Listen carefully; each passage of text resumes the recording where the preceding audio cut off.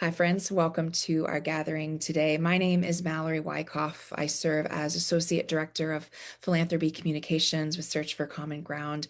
Thank you for being here. Some of you were also able to join us about a month ago for our prior Middle East briefing, and I really want to begin by expressing our sincere gratitude to each of you for joining us. Your tangible support enables our work, but even more than that, your care and your presence really buoy our teams whose lives and work have been disrupted yet again by war. Thank you for joining us. You're going to hear from some of those folks today who not only live in and work in this region they call it home, and they're committed to continuing to build peace no matter the circumstances.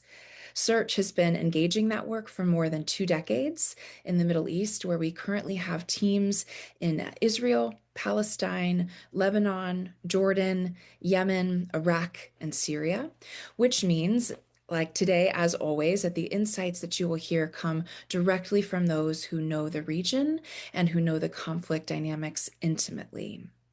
I want to introduce my colleagues who will be providing those updates to you in just a few moments. First is Najla Elhag, Search's Regional Director for the Middle East, North Africa, and Asia. Next is Monica Kalamaznikova, Search's Lebanon and Syria Country Director. We'll also be joined by Search's CEO, Shamal Idris, to offer some high-level perspectives on the current moment.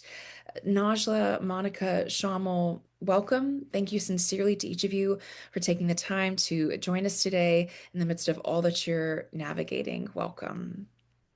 In just a moment, I'm going to turn to these panelists and pose some questions to them. But before I do, I want to let those of you joining us today know that you have the opportunity to submit your own questions. You'll see the instructions for that coming in the chat. So you can submit the questions in the chat, and in a little while, we will transition to responding to those. Najla, I'd like to begin with you.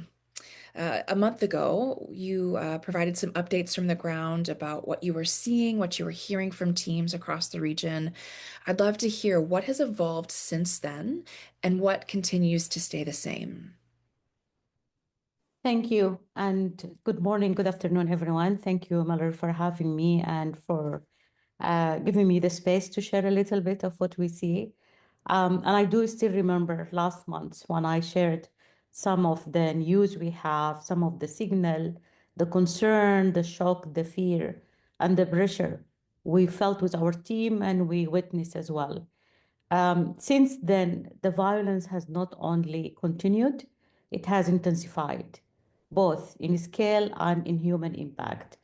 For instance, in the past days, we have seen colleagues and some of our close friends directly affected.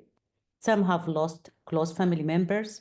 I have one colleague in Lebanon who lost half of his family in front of his eyes.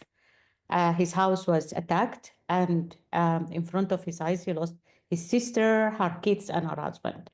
Others have been injured. He himself was injured. And these are not distant reality we see in the news or we hear in the see in the TV. They are within our team and they are within the close circle of community and partner we work with.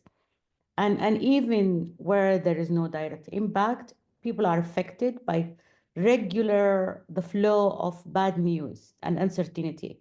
Still, we are approaching, I think, the 10th week of the war. And the shock is the same, the uncertainty is the same. We hear it every morning when I check with the team. The just anticipation of bad news will come. So the hope is also shrinking. Daily life is disrupted, safety, mobility, access to basic service are affected. And it's not that people are facing a moment of crisis, but actually living with uncertainty every single day. However, I don't want to sound gloomy, but also reflecting on what has stayed the same since last month is the resilience and commitment of our teams. It's amazing to see how everyone came together to support those who have affected. And despite everything, colleagues continue to show up for each other, for their work and for the communities we serve. They continue to do the work. Business is not as usual, but still, they continue to do what they believe on. And that is something we don't take for granted. And yet, what has not changed, as I said, is the principle, the stance, and the commitment of our team. Thank you. Najla, thank you for sharing these really sobering updates and also hopeful at the same time, inspiring, as you said, to share about our team, the commitment to caring for communities, even as they are themselves so gravely impacted in numerous ways by the current conflict. You spoke to the instability there. Leading a team in the midst of instability is always an enormous challenge. You're trying to do so in the middle of a war zone. I'm curious, how are you and our teams on the ground making determinations about what to do and how to approach that work? Let me start by stressing one fact that in this moment and every day, nothing matters to me and the organization than the safety and well-being of our people, of our team. That comes first, always. And I always keep reminding myself and reminding them that their safety and their well-being overrides programs and override any other priority. If something is not safe, we don't do it. And this is exactly what I keep reminding myself and my team, because in that eagerness to help and support, sometimes they tend to forget about their own mental and physical safety. Um, so every decision for us begins with a simple question: are our people okay? And our partner community, and what do they need right now? Whether we organize for them counseling session, whether we reach out with small support. I was talking about my colleague who lost his family, half of his family in front of him, and how we mobilize everything to support him move to a temporary accommodation. So these are the decisions we need to take day by day. So just like safety, again, and the well-being of our team, I personally so much committed to make that our multi-partial stance is also non-negotiable. Um, Everyone come to a moment where we question everything in our life. We question the work we do. We question why we're doing it. We question how long we can continue doing that. And as I said, the stance we have as an organization, the multi-partiality, is for me non-negotiable. And this is where we have to show up as leaders. And part of my role is to keep reminding our teams of our unique mission and principle in a time where we feel everyone is just walking away from us. Um, it's not a situation we manage. It's something we are living through at different levels. So and for me, it's not at the moment also about performance. How do we perform in regular days? It's about people navigating very real challenges in their daily life. So my role is also to make sure no one feels they are going through that alone. As an organization, we're together. I'm grateful for all my colleagues who are reaching out, connecting, just being there to hear and listen, staying close, being present, recognizing that behind every day update we are sharing, whether in such gathering or writing or sharing a video or sharing a message. So these are important. And and we are expecting it from people who are tired. I'm speaking now and I'm just remembering 2 hours ago, I was talking to someone and I hated to ask about how are you doing? I felt it's very, very simple question, but it's a moral duty. So, and we may not always have the answers. Sometimes I'm questioned by so many questions, and my colleagues raise so many questions I don't have answer to. But we focus on what we do know. and how we communicate transparency, and we focus on how to make the best decision we can in that moment, and then also adapt quickly as the situation evolves. So let me end my answer that's going long by sharing with you what I'm most proud of is how our team are showing up with sound judgment, care for each other, and the ability to keep going through extreme difficult conditions. And even within these conditions, the work we have been doing for decades, remains essential. We see communities under pressure, but still connected, tension rising, but still manageable to some extent, trust weakened, but not gone. Thank you. Thank you, Najla.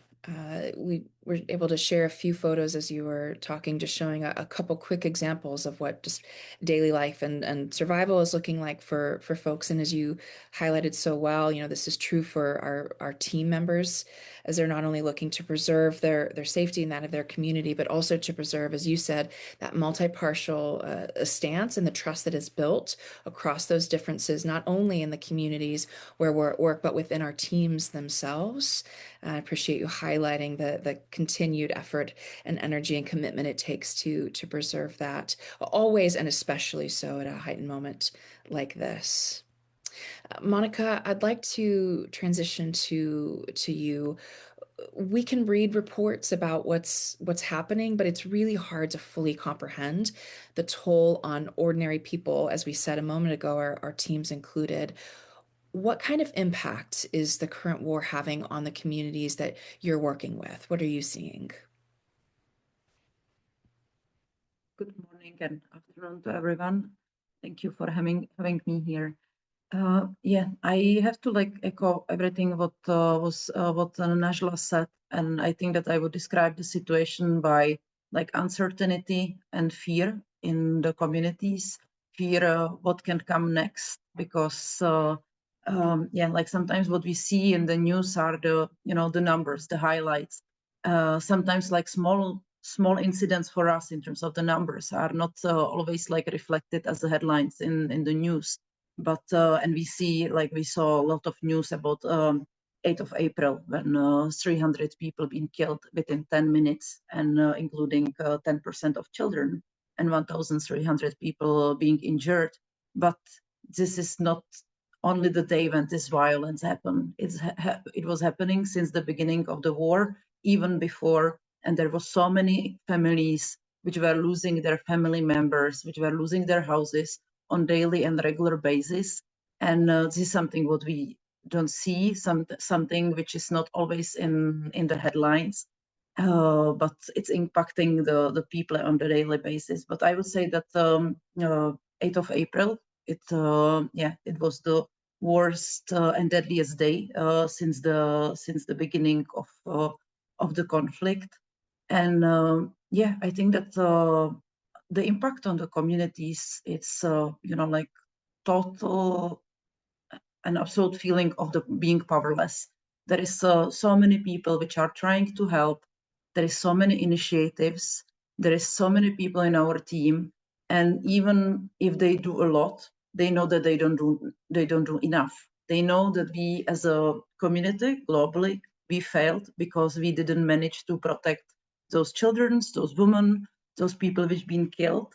And I think that the feeling, on one hand, they feel a bit abandoned because they see a lot of support through the media, but still there is no real impact. There is no real change. And I see a lot of people being really hopeless about development of the situation. But on the positive side, what is amazing, that even in the darkest moment, we see humanitarian workers, we see local national staff, medical staff, which every day are able to sit in the ambulance and go and help the people, even they know that they might be targeted, that there is so much international humanitarian law violations, which can cause death of those which are trying to help other people.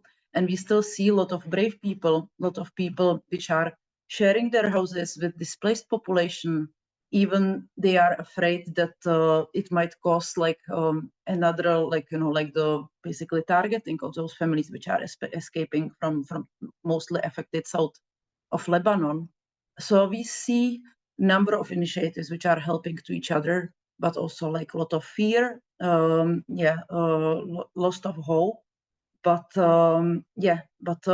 also a lot of information being misinterpreted on the social media. We see it like this is part of our work, what we do as a search for common ground in the region between Syria and Lebanon, and we see that people are receiving a lot of supportive messages. People really see a lot of campaigns which are resonating with the work they are doing, and this is like really the positive part of why our work, what we can do.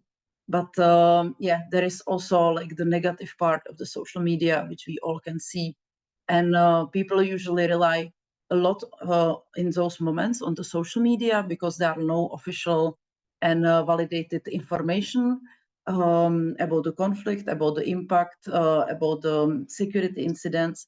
And and we see that this is also like something which is playing the significant role in the communities, in the cohesion between the communities, and it's play like significant risk when it comes to the development of the social cohesion between the communities, especially those which been displaced, which are hosting them, and and I maybe will stop here.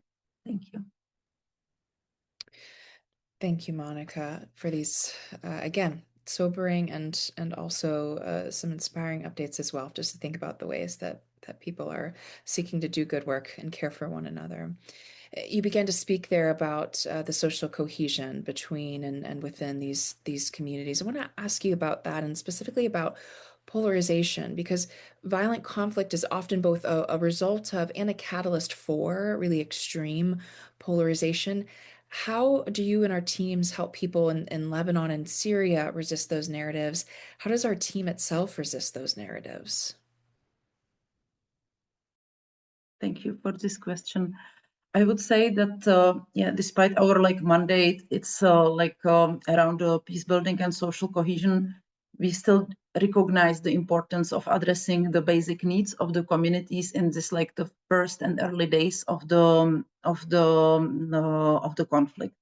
So what we do is that we work with our partners, with our network of the partners, and I would proudly say that actually our partners are like equally important to us as our team members, and we work very closely with them.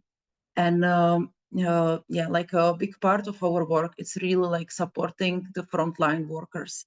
This is something what we sometimes across like development, peace building, and humanitarian actors, sometimes we forget that those which are the frontliners, they are like still people which maybe lost their houses, they lost their friends, family members. They are exposed to see like on daily basis, like the worst suffering we can't even imagine. And sometimes they don't have like really time to, like support themselves financially when it comes to the mental health, materials, resources.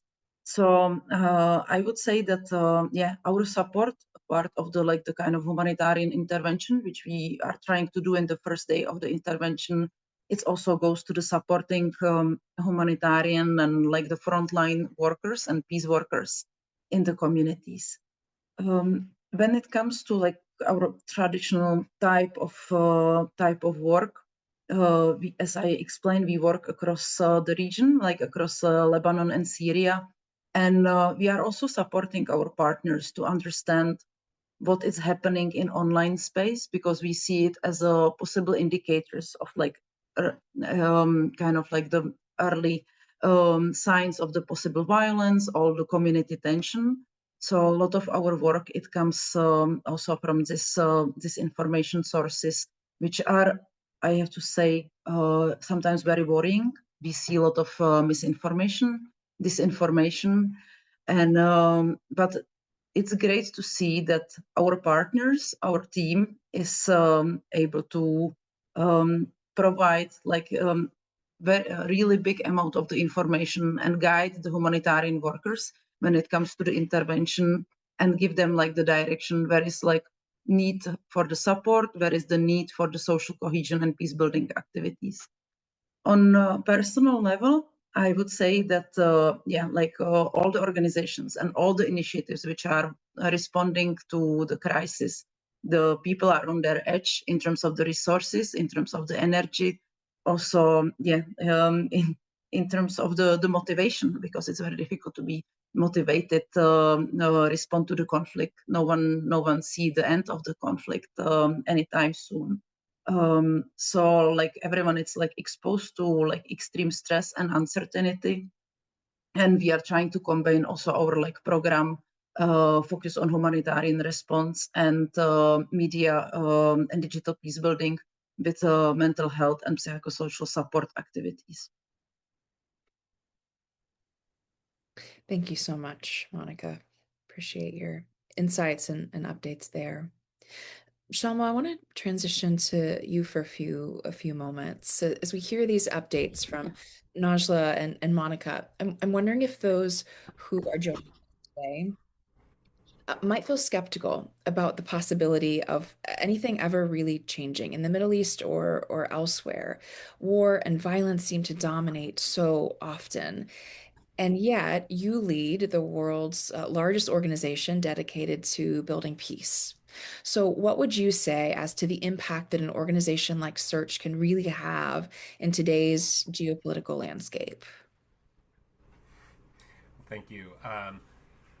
I mean, that same sense of doubt or cynicism or just frustration that you're saying people must feel, I feel it too. We heard it just from my colleagues now saying just even holding on to this mission and holding on to one another is difficult when bombs are literally dropping. And I'm just talking about a colleague of ours losing half of his family right in front of his face. I mean, I think what is really important to underscore underneath these terms like multi-partial or social cohesion, whatever, it's just basic humanity. It might sound very soft, but holding space is something that's really important right now. What do I mean by holding space? I mean, at the national level, one of the biggest challenges right now is holding Lebanon together across the sectarian divides.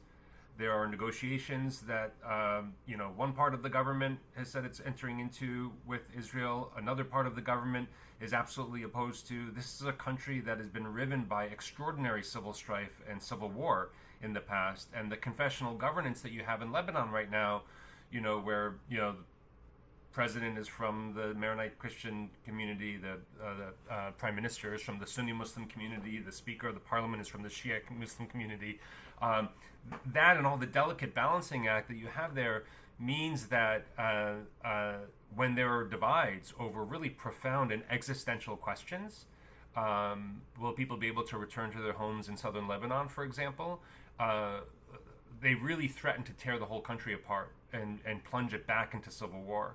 And so, or in Iraq, where our colleagues are, where the country that's been really riven by sectarian divides. So part of holding space is just within communities and nationally, across the dividing lines that have erupted into mass violence in the past, maintaining not just our own teams, but the partners that Monica referenced and said that she and the rest of our colleagues think of them as the same as think about our own staff. These are partners across all of these dividing lines and making sure not only that they're checking in with one another, which can mean a lot when you've lost everything, just having that care expressed across sectarian divides, political divides, religious divides, whatever it might be, but also helping people to meet their needs, showing some real solidarity for one another is important. That also elevates to the regional level. Simply having a team that's present in all of the countries that we talked about and several that aren't represented here, in Palestine, in Israel, in Iraq, as well as the teams in Lebanon and Syria that Monica works so closely with. Holding that space is critically important because the fallacy that all of this warmongering covers up is the notion that any one of these communities can be made safer by destroying the other. It is, and the best way to counter that notion is to stand up teams and collaboration and solidarity across the very dividing lines that people are insisting cannot be bridged. So the first thing I want to say in terms of what can the teams do is simply holding that space in defiance of the direction that the geopolitics is pushing them in. We do look for and we access wherever we can policymakers and those who advise policymakers. It's very difficult in the middle of war. And let me just share with you, we partner with, we do this on our own. We also partner with other organizations that specialize in nothing other than engaging at that very senior level. I can tell you, not just in this region, but over the last several years, when I speak to people in my position in peer organizations that are engaged very regularly in diplomatic negotiations, they are all in crisis.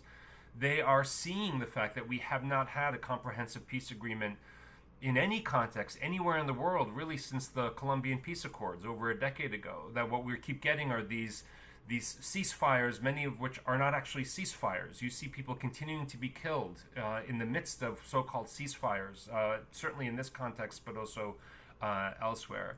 And so the frustration runs up and down, whether you're dealing with the highest level leaders or you're dealing with the impact on local community members. And so, yes, we do seek to have that access and that influence whenever we can. But I can tell you that right now, even those with very regular access at that level are really struggling to counter some of these notions. We talked, I think, on the last session when we did this, Mallory, about what the evidence shows us. And the evidence is so crystal clear here. I think I talked explicitly on the last call about the fact that the United States has not won a war for 35 years, not since the first Gulf War. And by winning a war, I mean achieving what American leaders themselves say is the goal of the war. If that's your definition of winning, the United States has not won a war for 35 years. And the first person who pointed this out to me was a former Secretary of Defense, American Secretary of Defense, not a kibbutznik or somebody who's in the peace camp necessarily. And he told me, he said the reason isn't because the U.S. doesn't have a strong military. It's the strongest military in human history. It's that the nature of conflict today and the interdependence of the world is such that you simply cannot win on the battlefield in the way that people oftentimes think that you can. And the Strait of Hormuz is just the latest example of this interdependence, but there are so many others everywhere around the world. And so I think the last piece I would share in terms of what our teams do has already been referenced by my colleagues. It's not only holding that space, but it's also injecting different narratives from what people are seeing otherwise. Injectives of solidarity, people reaching out across dividing lines, expressing care for one another, helping one another meet each other's needs, insisting that no, we don't accept that war is a pathway to peace. It doesn't mean that we say we've never seen an instance where war was perhaps necessary or a defensive war, whatever it might be. But what we are seeing is the world moving in the other direction. And I know we'll talk in a minute about what people can do. But most of the people on this call are Americans. There are a couple in the UK and a couple elsewhere. We just had a budget, put forward, being prepared that calls for a 42% increase in military budget that is already many times larger than all the other countries combined. $1.5 trillion. This is, forget for a moment all of the good that we want to see in the world. By the very metric of what will make Americans safer, that will not make Americans safer. Paradoxically, more weapons, more warfare is not going to make us safer. It will not make Israelis safer, will not make Lebanese or Iranians safer. It simply will not. It has not. And for the last several decades at least, it has not. So anyway, what can we do, Mallory? Hold that space at every level, from the community level to the national level to the regional level. Demonstrate that by pushing different narratives out there that reflect something other than what people are seeing from leaders that are rattling the sabers. And influence those policymakers everywhere and anywhere that we can. I want to ask you to speak to a few more of those points. And before I do, I just want to remind those joining us today. In a moment, we're going to transition to responding to some of your questions. So submit those in the chat, and we'll get to those here shortly.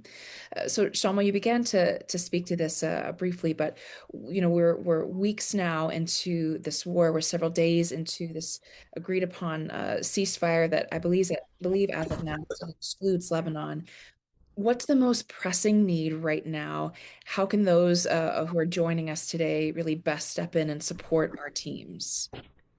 We are still within the supposed 2-week window of this ceasefire. And again, most of the people on this call are in the United States. One thing that people can do is to contact their representatives immediately now. I think we'll be sharing information after this of sort of sample language that people can use. But I think advocating that the U.S. foreign policy should prioritize peace and stability by investing in diplomacy and in conflict prevention. It's, again, separate from this war, the fact that there's so many ambassadors whose positions have not been filled, that embassies are shutting down, that there's been a disinvestment in diplomacy, in development, and humanitarian assistance. You know, even just from a perspective of what are all the tools that you have in your toolbox, the United States is voluntarily stripping out every tool with the exception of the military tool and some financial investment tools as a way of engaging with the rest of the world. Congress is taking up now, is about to take up the budget for the coming year. Now is the time, both because of the ceasefire still being supposedly in place, it is in place for now, and this congressional process, away from the headlines of this war, this year could really cement a very fundamental shift in how the U.S. engages with the world. Could cement that for years to come, based on how the budgets are allocated and what gets defunded and what gets dismantled. That would be very hard to ever build up again.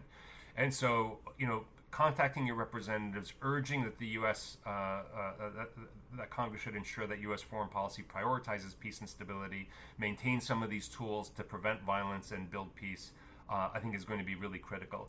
And of course, if you're on this call, I ask you to please consider supporting the teams that you're hearing from right now, that you heard from in our last call. Some of you have hosted our Israel directors, our Palestine director, our other directors in your own home, some of the people who are on this call. Now is the time to support those teams. It's hugely important. Frankly, even you showing up right now to hear them when they're in the midst of all of this is very meaningful. We hear it. I always say to our country directors in particular, who are incredibly busy, and Najla and our regional director, I almost apologize to them. I'm sorry we're pulling you away for these things. And it means a lot to them that when they're here, they see how many people show up and that people have questions and that they want to support the organization. So any way that you can show up, and after this call, if you can contribute to our Middle East campaign, that would be great. And I think we'll be sending out everything from language for advocacy, that you might do, to how you can support, our teams.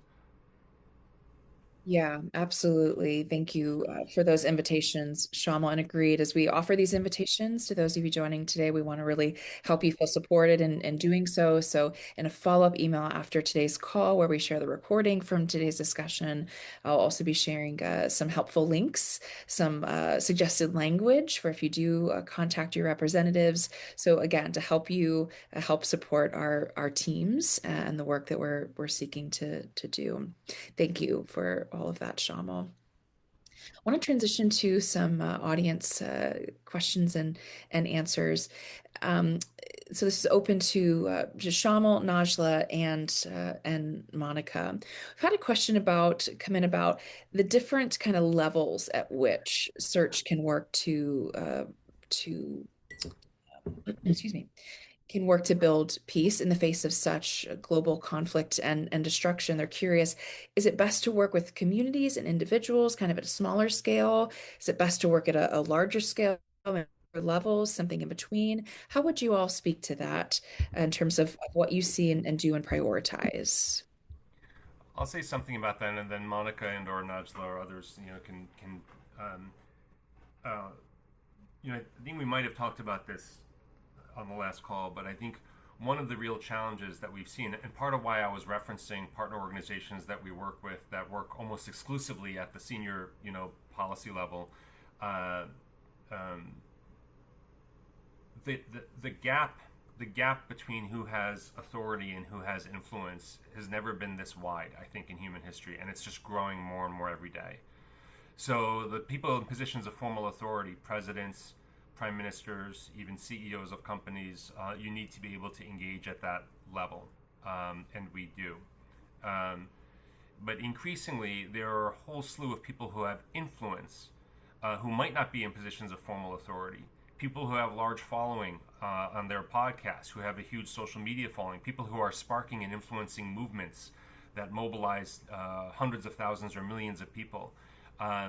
we are increasingly seeing, and this is part of why even people in positions of government are truly struggling, because they cannot drive the kind of change that they want to oftentimes if they don't also have partnership with those who have tremendous influence and reach. And so it's just a much messier place to try to prevent violent conflict or build peace. But if you absolutely have to build, sometimes people call it sloppily, top down and bottom up. I don't know which is the top and which is the bottom, frankly. But the point is that you cannot really afford to only engage at one level. You can get a peace deal put in place and still have fighting break out between communities. You can have communities reconciled, but if the top leadership is intent on going to war for whatever the reasons may be, it could be very much for personal gain or whatever it might be, then all of that community reconciliation can really be undone. And so you absolutely have to be able to work at both levels. What we're seeing right now globally is that both of those levels are really struggling, are being pulled apart. And so at Search, we seek to work at all of those levels, and where we don't ourselves have the access, we work in partnership with those who do. But the tricky thing about the world today is you can't really bank on just engaging at one of those levels and think that that's going to bring durable peace. Najla, what would you add to that? Oh, you're still muted. Najla, you're muted. We can't hear you. Do you hear me? I can hear you now. Thank you. Okay, thank you. Well, just agreement with what Shamil has been saying, that we have to engage and connect with at all levels. Communities, of course, they are the one to feel first when conflict, when violence, but it takes one individual at any level to inject fear for the whole community to erupt. And it takes one individual to inject positive message to revise things. So we're really carefully trying to engage with all local authorities, local leaders. They have a role to play. We cannot afford to sideline them. Regional, we are also engaging with regional actors. They might not be part of the problem, but they have to be part of the solution.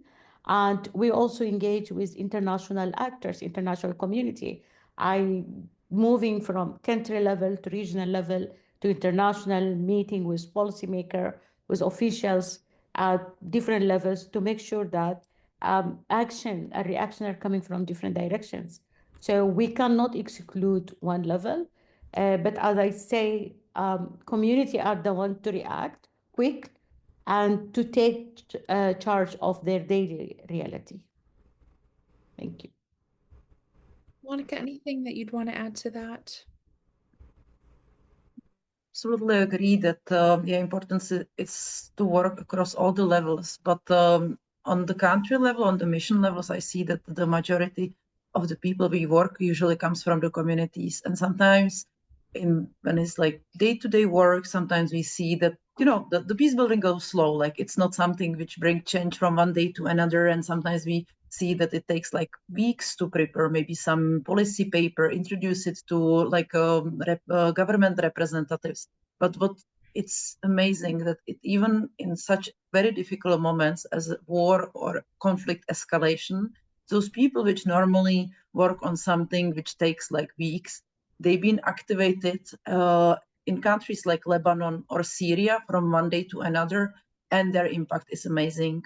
We were working with the network of the mediators, and those people in day-to-day basis before the conflict escalated, they were working on different conflict mediation, but like the speed and the energy they brought now into the mediation of the conflicts on a different community level, preventing the conflicts in between different communities, it's really amazing. So I think that really the investment into different like mediators on the community level, it's something which we see that really we see huge impact these days. But of course, engaging on all the levels is very important.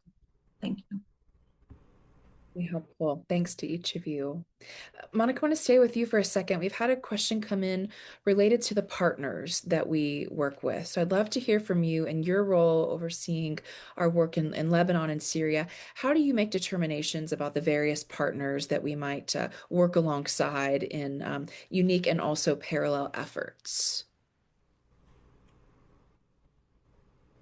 Yeah. So like in both countries, we work with over like 60 to 80 partners organization per year.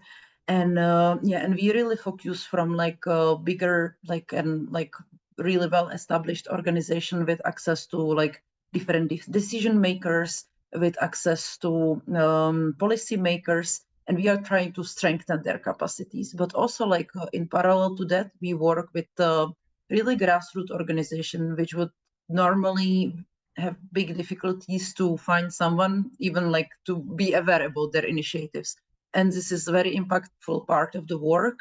We are supporting the youth clubs, like which we call peace clubs. We are supporting like small civil society initiative led by women leaders. And yeah, so I would say that like for our work it's very important to aiming to work with like big and established partners which have like their reach, their access, and we can work on different type of the partnerships. But we never forget about like those small initiatives which are very important, and one day they can grow in in some big network. They can kind of like create networks together. So I would say that we as a search are active on those two levels. Interesting as you're describing a moment ago, Monica, the need to work at all these different levels of society, and even as you described the various partners that we come alongside of, they come alongside us. It's reflective of, as you said, very even a smaller low level community groups, youth clubs, etc., all the way up to really high advocacy level work in those partnerships. Najla, anything you would add to that about the partnerships that we engage in across the region? Actually, we engage with everyone. This is to the focus of our work. We engage with everyone. We don't isolate.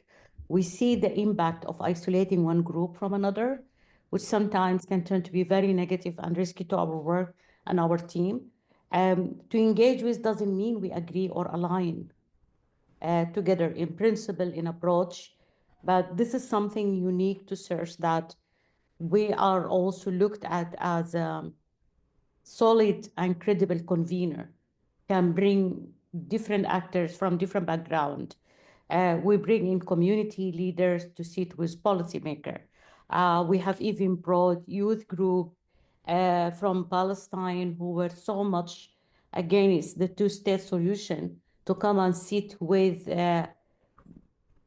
some of our Israeli partners. So, and again, in that sense, we are not excluding engaging, and I'm putting several lines under engaging with different actors. We are very selective when it comes to entering into an actual partnership, where we have to look, as Monica said, a combination of well-established, emerging, mid-level organization and groups and we have red lines we cannot cross when we come to establish a program partnership. We have to also abide by our own code of conduct and policies. If I can just bring that, I mean, Najla's being careful and is also humble. I mean, it's been too long for me now, and I'm eager to get back to the region myself. I mean, the last time that I visited Israel and Palestine, thanks to Najla and the team there, I had excellent meetings with former foreign ministers, prime ministers, the chair of the Palestinian Central Committee. When I went to Doha, where Najla worked for a decade before her current position, we were embraced by senior officials at the foreign ministry because they were thrilled to see her and not me. You engage at all those levels where you can. I think it's a very challenging thing in this region. It's a very challenging thing here in the United States to maintain trust at very senior levels across political divides and at the community level. It's even more challenging across that region. So, we don't talk publicly a lot about this, but I think I think if anyone on this call had the opportunity to travel through the region with Najla and members of our team, they would be blown away by the range and the depth of connections that they maintain, and the reason why, as Monica shared, there's so many dozens of organizations that are willing and eager to partner with our teams in very difficult contexts like Lebanon and Syria today. Thank you, Shamal, Najla, Monica, for all of the insights and updates that you've offered. I'm really grateful for your time. So thanks to each of you. Thanks to those of you who submitted your questions in the chat as well. For the final portion of our time together, as we did in our last Middle East briefing about a month or so ago, I want to transition to something that's quite practical.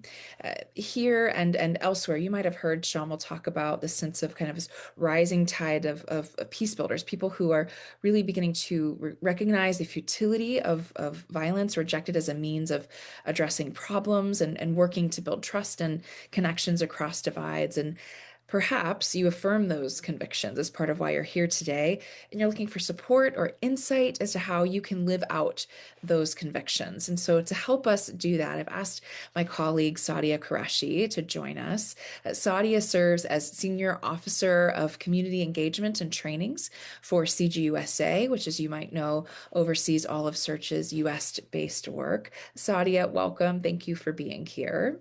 I know that such a big part of your work helps people make simple but essential human connections with one another, particularly across differences. Tell us what that work looks like and how we could be involved in it. Yeah, well, thank you. Thank you for hosting me and I'm able to share this space with such amazing colleagues. So what really resonated with me is that what we're seeing right now is a lot of people, a growing number of folks in America specifically, are rejecting violence and division as a default and are actively looking for different ways to engage. So in my work, that actually looks way more simple and way more human than what people expect. So it's not a big abstract peace building effort. It's not negotiation tables. It's not, flow charts and, spreadsheets. It's creating spaces where people who might not get together actually do. So when conversations are rooted in curiosity instead of assumptions, and through things like the common ground gatherings, which I'll talk about a little later, we bring people together across the lines of difference, whether it be political, religious, cultural, and guide them through conversations that are structured but also feel natural. So we try to take that inhibition away. And the goal is not to get people to agree. And I know Nadla just mentioned this. It is to help people understand each other, build trust, and remember that people from across them are more than just a headline or a stereotype. And then, I really want to just take a moment and be honest that this work is really personal for me because you've heard my amazing colleagues, my courageous colleagues who are living through and working through these places that are facing real violence and war and instability right now. And many of us could argue that the harm that is connected to all this violence is directly a result of my own government. So it's a very hard place to be in. I also have family and friends who have ties across those regions. So it isn't abstract for me, and it's something that I really feel and carry as I do my work. Um, and I hold these, truths alongside my identity as a Muslim, as an American, as a Pakistani, and as a peacemaker. So these intersections can be heavy, but it's why I feel like I need to be where I am and encourage others to do the same. Um, so what I see is that many people are hungry for something different. They crave that better story, and they want to show up in a more with more humanity, and they want to show up, and they often don't know how. So we try to create that community. And when you give people a place and a space and tools, they really do step into it. So I want to share a quick video. This is a gathering that we hosted in Orlando, Florida, a couple of months ago. It's about 1 minute, and this kind of just gives you a feel of what we're trying to do. What if peace could start at the dinner table? Tonight in Orlando, people from all walks of life gathered for the United Plates Project, a night of food, conversation, and connection. Common ground. There is so much we have in common. We got to be able to find a way to celebrate what we share, as opposed to bicker about some of the differences. No two people, even twins, look alike, so there will be differences. It's okay for you not to always agree, but be respectful and, understanding of the other side. Hosted by Search for Common Ground, this event brings communities together to share stories and discover what unites us. But tonight wasn't just about words, it was about action. Orlando has a homelessness population, and we're going to build these little hygiene kits, and we're going to ask people to do it together and hopefully deliver it to our local friends. Small acts of care with big impact. As the night closes, guests share one word they're leaving with. I really appreciate having a calm and peaceful place to do discourse. When this organization does things like this for discourse, it's done in such a way that it feels pleasant and you walk away feeling a little bit better about the world. Space between the bars is what holds the lion. People think it's the bars, but it's the space. Has a lot to do with our healing process, how we're able to get rest. Do not underestimate the power of rest. Yes. That's a big one. This is what Common Ground looks like: a table, a story, and a shared purpose.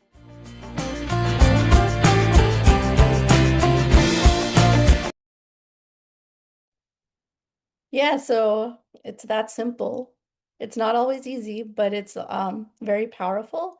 And getting involved doesn't have to be complicated. It can be as simple as hosting a gathering in your own community. You could do something like we did here, bringing people together over a meal, a coffee, a walk, and creating space for real conversation. You can partner with organizations that do the work, or just start your own little thing in your own life. If you ever have time, I can tell you how I originated. It started with a very small interaction, and where you can choose like curiosity over assumption, especially in moments of disagreement, of tension, that we are experiencing in this world. So that's it. That's what I'm trying to do. If anybody's interested, I know Mallory's going to send you um, the the website. And if you're in Orlando, you're welcome to come to my next gathering. It's April 28th, and we have a couple in New Orleans, and we have one in DC. So if you're ever in the area, definitely you are more than welcome. And if you want to host your own, just reach out to us. We'll help you. Thank you. Thank you, Saudi. I'm always grateful to hear about this work that, as you named, is not often or even ever easy, and yet is quite simple. You're creating these places for human connection, for the development of trust, and particularly across divides. As Sadia mentioned, we'll be sending out some information in the email. You can see the link in the chat. You can go to read more about some of the gatherings that we offer, and whether you're able to join one where you live, if there's one that's already scheduled, or perhaps you can partner with somebody, a friend, a neighbor, a relative, to maybe host one in your home and your community.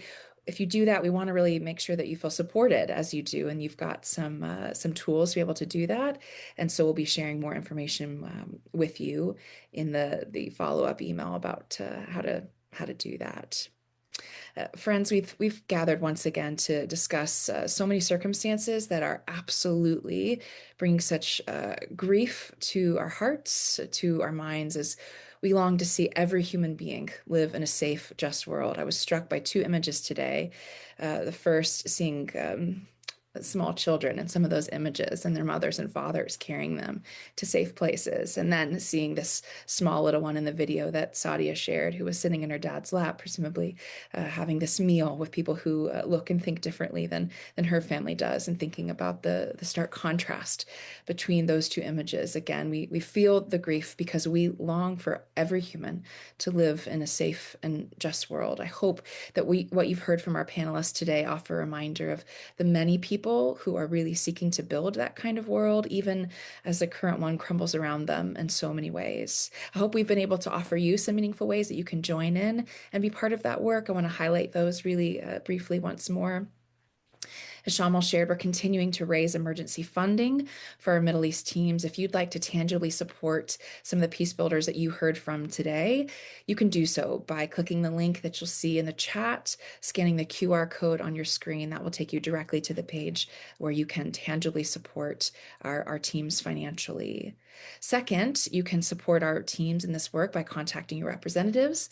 As Shamal shared, again, I'll be sending some follow-up information with some scripts and links for how you can do that. And of course, you're always welcome and encouraged to share that with others in your network or community who you think might be willing to join and participate. And then lastly, as Sadia just noted, you could host a common ground gathering in your community, helps people develop that trust and connection across lines of difference, and do so with full support from our team as you do. We'll share more information to those ends. Peace building requires community, and you are an integral part of this one. So thank you for joining us today. I'm so grateful to be in this community with you. Peace to each of you.